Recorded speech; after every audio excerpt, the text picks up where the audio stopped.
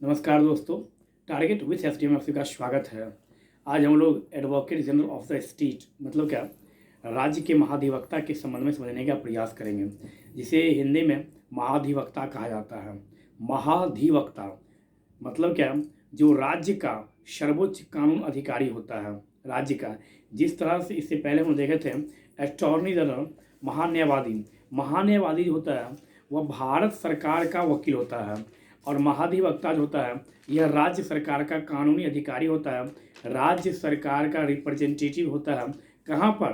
तो राज्य की किसी भी कोर्ट में वह राज्य सरकार के पक्ष को रख सकता है। जैसे मान लीजिए कोई ऐसा विवाद हो जो बी कुमार बनाम बिहार राज्य या बीपीएससी बोर्ड के तरफ से कोई केस किया गया है, या किसी छात्र की तरफ से राज्य की तरफ से केस किया गया है, तो वहाँ पर नीतीश कुमार जी नहीं जाएंगे, वहाँ पर शिक्षा मंत्री जी नहीं जाएंगे हाई कोर्ट में। जैसे यदि सेंट्रल में जब विवाद चलता है दो राज्यों के बीच, या स्टेट और कंट्री के बीच, स्टेट और केंद्र सरकार के बीच, स्टेट और भारत सरकार के बीच, तो इन मुद्दों पर बात रखने के लिए हमारे देश के प्राइम मिनिस्टर महोदय या फाइनेंस मिनिस्टर महोदय या रेलवे मिनिस्टर ये नहीं जाते सर्वोच्च न्यायालय। इन लोगों का बात जो है भारत सरकार की तरफ से महान्यायवादी के द्वारा सर्वोच्च न्यायालय में इनकी बातों को रखा जाता है। उसी प्रकार से स्टेट गवर्नमेंट के खिलाफ यदि कोई वाद विवाद होता है तो स्टेट गवर्नमेंट स्वयं हाई कोर्ट में उपस्थित नहीं होते हैं।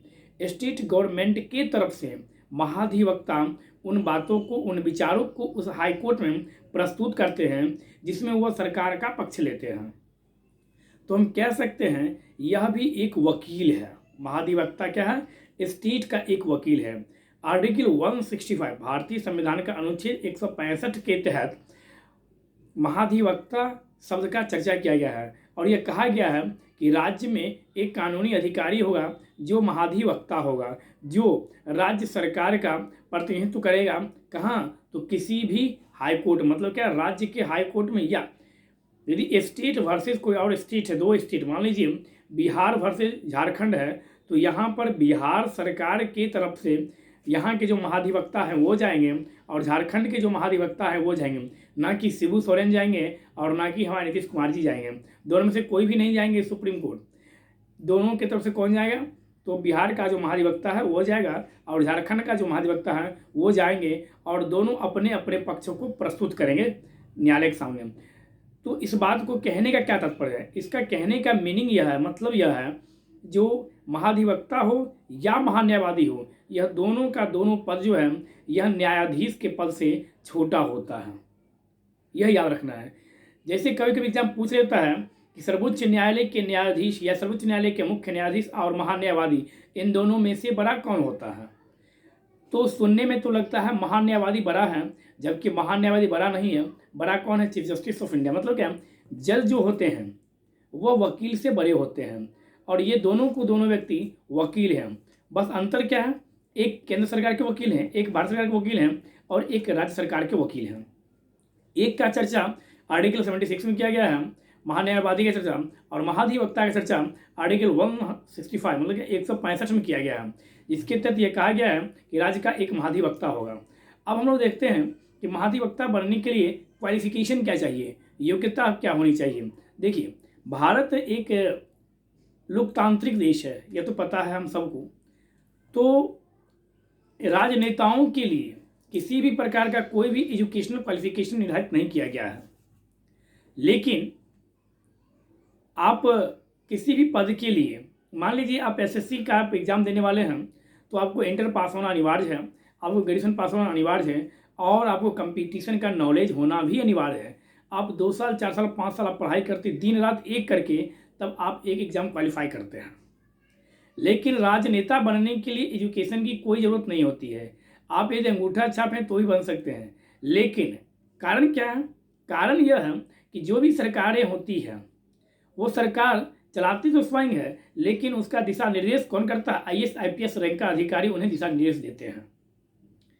क्योंकि जितने भी नेता होते, जितने भी मंत्रीगण होते हैं, उन सब का सचिव आप देखिएगा, आप कभी गूगल पे जाकर सर्च कीजिएगा, जितने भी सचिव होंगे, चाहे जिस भी नेता का या प्रधान सलाहकार, वे सभी का संबंध लगभग कहीं ना कहीं कोई रिटायर्ड आईपीएस होंगे, कोई प्रेजेंट में होंगे IAS IPS रैंक के अधिकारी ही होते हैं।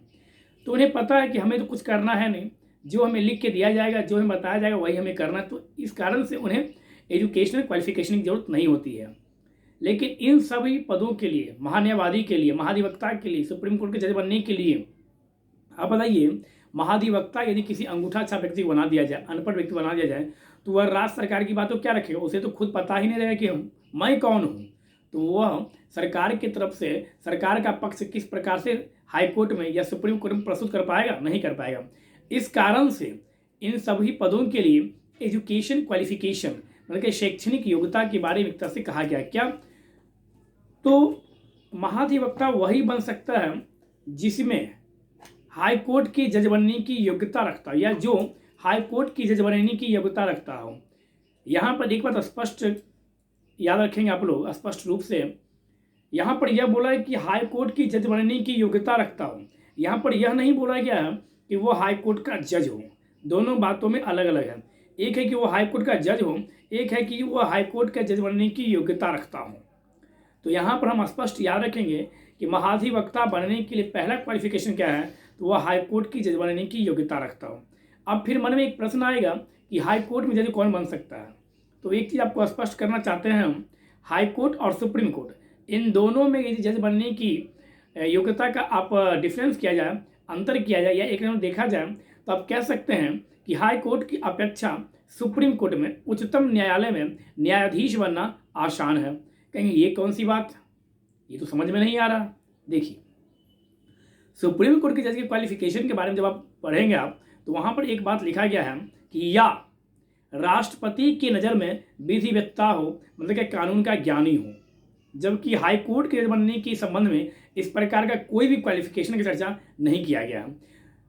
तो यहाँ पर यह हुआ कि यदि आप कानून की ज्ञाता हैं, आपका संबंध कहीं से कुछ भी नहीं है, लेकिन आप राष्ट्रपति की नज़र में यदि कानून के ज्ञाता हैं, बहुत बड़े ज्ञाता हैं, तो आपको सुप्रीम कोर्ट में जज बनाया जा सकता है, लेकिन हाई कोर्ट में जज नहीं बनाया जा सकता है। यह भी आप यहाँ से याद रखें। हाँ, एक चीज़ और है, इस कोटे से अभी तक भारत में किसी भी व्यक्ति को सुप्रीम कोर्ट में जज नहीं बनाया गया है। यह भी आप यहाँ से याद रखेंगे। अब रहा कि हाई कोर्ट जज बनने की योग्यता क्या होनी चाहिए। तो किसी भी हाई कोर्ट में 5 वर्षों तक न्यायाधीश के रूप में आप कार्य कर चुके हैं, या 10 वर्षों तक आप एडवोकेट के रूप में कार्य कर चुके हो, या किसी भी न्यायिक पदों पर, या भारत राज्य क्षेत्रों में 10 वर्षों तक आप किसी भी न्यायिक पद पर कार्य कर चुके हैं। तो यह 3-4 क्वालिफिकेशन जो है यह होनी चाहिए आपको हाई कोर्ट की जज बनने के लिए। तो जिस व्यक्ति में यह क्वालिफिकेशन होगा वह व्यक्ति महाधिवक्ता भी बन सकता है। अनिवार्यतः यह नहीं है कि उसे हाई कोर्ट का जज होना ही चाहिए, यह नहीं कहा गया। यह कहा गया है कि हाई कोर्ट की जज बनने की योग्यता रखता हूँ।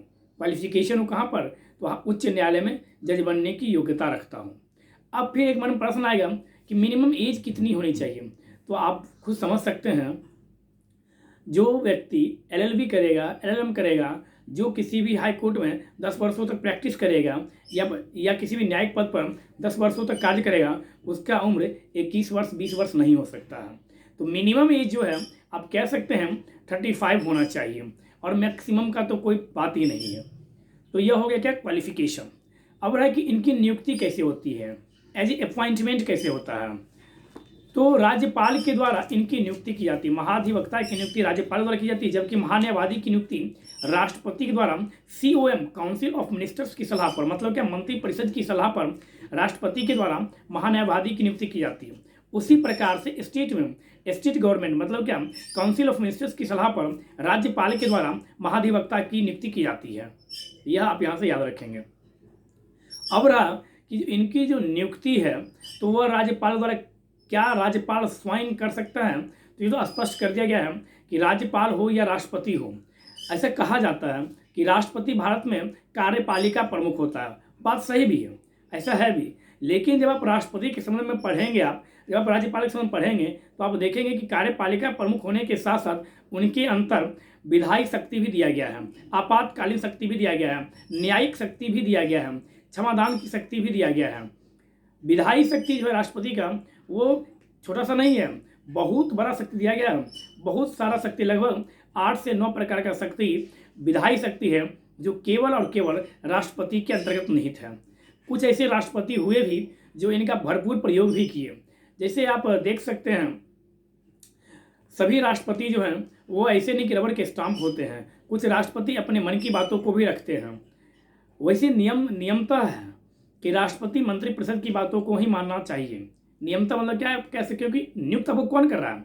मंत्रिपरिषद द्वारा चुने जा रहे। क्यों? क्योंकि आपका डायरेक्ट इलेक्शन नहीं हो रहा। राष्ट्रपति वही व्यक्ति बनता है जिसमें डायरेक्ट इलेक्शन लड़ने की क्षमता ना हो। ऐसे कह सकते हैं आप, रिटायर्ड व्यक्ति जिसको लोग नहीं चाह रहा हो, उस व्यक्ति को यहाँ से उठा के जाकर राष्ट्रपति बना दो। सेम यही बात है राज्यपाल के संबंध में। राज्यपाल अधिकांश वही व्यक्ति बनता है जिसे लोकसभा या राष्ट्रपति या जो भी चुनाव है उन चुनावों में जनता द्वारा मतदान नहीं होता। जैसे आप देख सकते हैं, रामनाथ कोविंद जी अभी हमारे देश के राष्ट्रपति हैं। आपको पता होना चाहिए कि कानपुर से शायद वो चुनाव लड़े थे वो लोकसभा, और वो हार चुके हैं। और उसके बाद उनको क्या किया गया? तो बिहार का राज्यपाल बना दिया गया और सीधा राजभवन से उठाकर, पटना से उठाकर सीधा दिल्ली के राय हिल्स में उन्हें बैठा दिया गया। तो क्यों नहीं वो बात मानेंगे मोदी जी की? और उनका बल्ले बल्ले है। बल्ले बल्ले क्या है? तो राष्ट्रपति का संबंध जो है वो प्राइम मिनिस्टर के साथ, जिस भी राष्ट्रपति का रिलेशनशिप प्राइम मिनिस्टर के साथ ही अच्छा रहा तो वह राष्ट्रपति देश विदेश खूब घूमता है। कारण क्या है कि राष्ट्रपति यदि कहीं जाएगा तो उसके लिए उससे पहले काउंसिल ऑफ मिनिस्टर्स से परामर्श करना पड़ता है, और काउंसिल ऑफ मिनिस्टर्स यदि आज्ञा देगा तभी वो जा सकता है। यह भी याद रखेंगे हम। पहले पूछा प्राइम मिनिस्टर महोदय से, क्या आप खाली हैं फलानी जगह जाने के लिए? वो बोलेंगे छोड़ो, मेरे पास समय नहीं है, कोविंद जी को भेज दो। तो कोविंद जी को भेज दो कहने का क्या मतलब है कि कहीं ना कहीं इंटरनली आप देखिए तो कहीं ना कहीं काउंसिल ऑफ मिनिस्टर्स का हस्तक्षेप है इस टॉपिक पे। और राष्ट्रपति जो किसी विदेशी दौरा करते हैं या कहीं जाते हैं तो ऐसा नहीं कि वो झोला लिए और निकल, जैसे हम लोग निकल जाते हैं घर से, ऐसा नहीं है।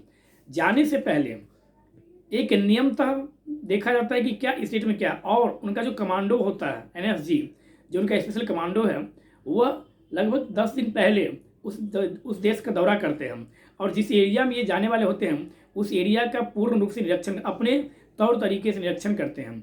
और वहाँ निरीक्षण करने के बाद, सर्वे करने के बाद वो वहाँ से बोलते हैं कि यस अब आप आ सकते हैं। तब यहाँ से ये लोग जाते हैं यहाँ से। तो इनका बल्ले बल्ले।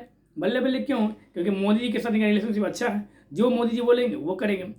एक मौका आया था, अभी याद नहीं है कहाँ पर हुआ था, प्राइम मिनिस्टर भी थे उस सभा में और राष्ट्रपति महोदय कोविंद जी भी वहाँ पर प्रेजेंट थे मंच पर।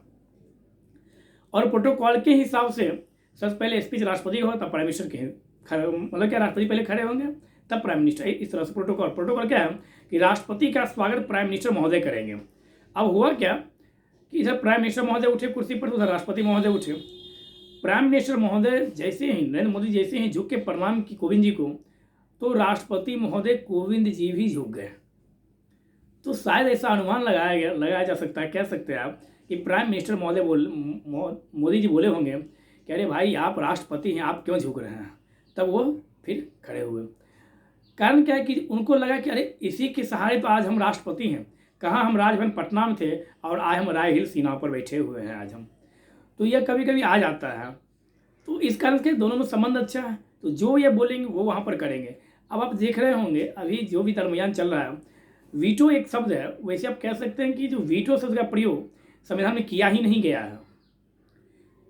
लेकिन अभी का जो माहौल है आप देख सकते हैं किसी भी बिल पर राष्ट्रपति के द्वारा वीटो शब्द का उल्लेख ही नहीं किया जाएगा, मतलब प्रयोग ही नहीं किया जाएगा। चाहे वो पॉकेट वीटो हो, चाहे वो सस्पेंसिव वीटो हो, जो भी वीटो हो, क्योंकि दोनों का रिलेशनशिप अच्छा है। लेकिन राजेंद्र बाबू और नेहरू बाबू, इन दोनों के बीच संबंध अच्छा नहीं था। ऐसा नहीं कि मतलब व्यक्तिगत विचार अलग था, दोनों के बीच संबंध अच्छा था, लेकिन कुछ ऐसा मुद्दा था जिसमें दोनों के अंदर जो है वो विभेद था। जैसे राजेंद्र प्रसाद जी जब बने थे राष्ट्रपति, तो पूरे राष्ट्रपति भवन में उन्होंने ओम भूर्भुवः स्वः पूरा मंत्र लिखवा दिया। जब नेहरू जी गए टहलने के लिए, बोले अरे ये क्या कर रहे हैं आप? तो बोले पहले मैं एक व्यक्ति हूँ, तब मैं एक राष्ट्रपति हूँ, और मेरा पहले मैं व्यक्ति हूँ तो मेरा कुछ अपना धर्म है। जिस दिन मैं इस राष्ट्रपति भवन को खाली करूँगा उस दिन मैं इन सभी को फिर से पेंट करवा दूंगा, तुमको जो लिखवाना होगा लिखवा देना। तो इस तरह से रिलेशनशिप होता है। तो जहाँ पर जिसके कारण जो बनता है वो उसके प्रति उत्तरदायी भी होता है।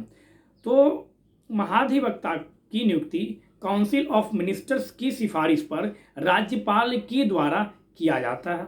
इसका मतलब यह हुआ कहीं ना कहीं हम देखें तो डायरेक्ट रूप से, परोक्ष रूप से राज्यपाल के द्वारा महाधिवक्ता की नियुक्ति नहीं की जाती है।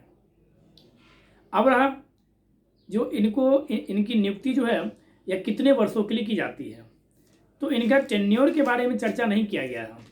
बताया गया है कि ये राज्यपाल के प्रसाद पर्यंत तक पद पर रहेंगे। फिर एक यहाँ पर शब्द आया प्रसाद पर्यंत। कौन सा प्रसाद?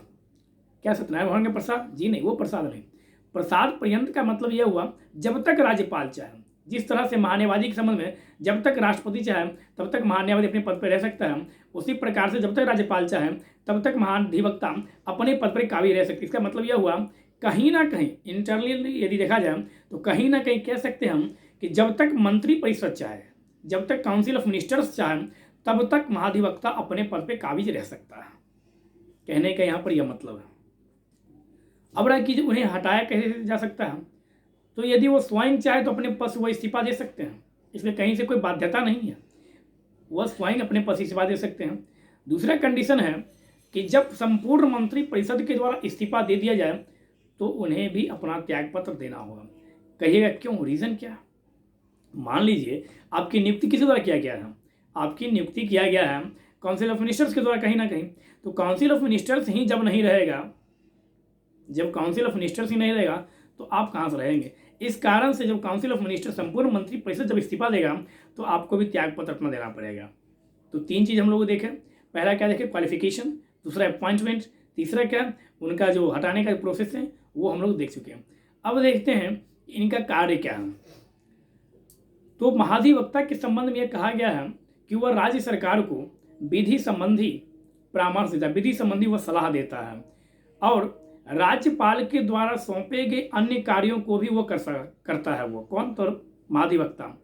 राष्ट्रपति के द्वारा राज्य को दिए गए दिशा निर्देश में कोई ऐसा विधि है उसके संबंध में भी महाधिवक्ता राज्य सरकार को कानूनी संबंधी ज्ञान देता है, मतलब कि कानूनी संबंधी विचार प्रस्तुत करता है।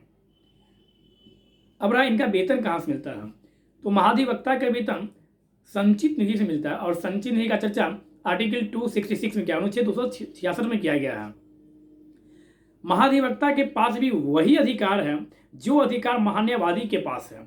आपको याद होगा जब हम लोग महान्यायवादी पढ़े थे तो देखे थे कि महान्यायवादी एक ऐसा व्यक्ति है जो किसी भी सदन का सदस्य ना होते हुए भी, किसी भी सदन का सदस्य ना होते हुए भी किसी भी सदन में किसी भी बातों पर, किसी भी विधेयक पर वह बैठक में भाग ले सकता है, वह बोल सकता है, वह सदन को संबोधित कर सकता है, लेकिन वह मतदान नहीं कर सकता है। सेम यही प्रकार आर्टिकल 177 के तहत, अनुच्छेद 177 के तहत महाधिवक्ता को यह पावर दिया गया है कि विधानमंडल के बैठकों में वह भाग ले सकता है, वह संबोधित कर सकता है, विधानमंडल के द्वारा गठित किसी भी समिति का वह सदस्य हो सकता है।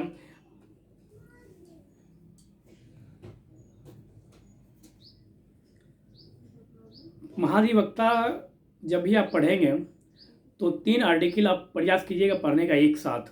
आर्टिकल 165, आर्टिकल 177 और आर्टिकल 194।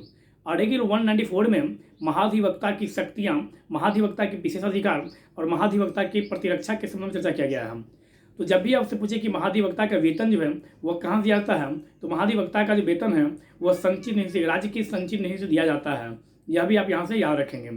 अब रहा कि जो महाधिवक्ता किसी भी सदन में, विधानमंडल किसी भी सदन में बोल सकता है, भाग ले सकता है, संबोधित कर सकता है और विधानमंडल के द्वारा गठित किसी भी समिति का मेंबर भी हो सकता है, लेकिन वह मतदान नहीं कर सकता है। इस बात का चर्चा संविधान की अनुच्छेद में किया गया है, तो आर्टिकल 177 में यह चर्चा किया गया है। तो इस प्रकार से हम लोग महाधिवक्ता को देख सकते हैं, पढ़ सकते हैं और आप लोग प्रयास कीजिएगा एक नोट्स तैयार करने का। और हम उम्मीद करते हैं, छोटा सा एक प्रॉब्लम हुआ होगा बीच में बिजली कट जाने के कारण, तो इसके लिए क्षमा कीजिएगा। और हम उम्मीद करते हैं कि यह टॉपिक आपको अच्छे से समझ में आ गया होगा।